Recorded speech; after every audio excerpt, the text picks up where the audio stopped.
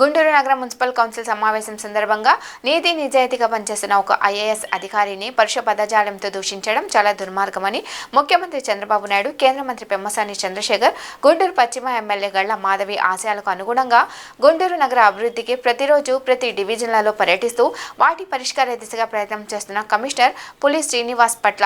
అమానుషంగా అనుచిత వ్యాఖ్యలు చేసిన డిప్యూటీ మేయర్ డైమండ్ బాబు, దానిని సమర్థించిన మేయర్ కవటి మనోహర్ నాయుడు తక్షణమే కమిషనర్కి క్షమాపణ చెప్పాలని, వైసీపీ రౌడీయిజం రాజకీయాలు ఇకనైనా మానుకోవాలని, రౌడీ రాజకీయం, కబ్జా రాజకీయాలు వ్యతిరేకించిన కమిషనర్ పట్ల ప్రవర్తన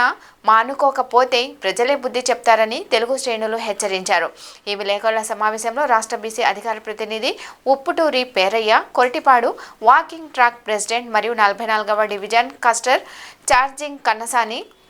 బాజీ, వాణిజ్య విభాగం జిల్లా ప్రధాన కార్యదర్శి పొదిల వాసు, 22వ డివిజన్ అధ్యక్షులు షేక్ నాగూర్, నగర డిప్యూటీ కార్యనిర్వాహక కార్యదర్శి కొల్లి అనిల్, 45వ డివిజన్ మాజీ ప్రెసిడెంట్ బెజవాడ శివరామకృష్ణ రెడ్డి, 30వ డివిజన్ అధ్యక్షులు కురంగి శ్రీను పాల్గొన్నారు.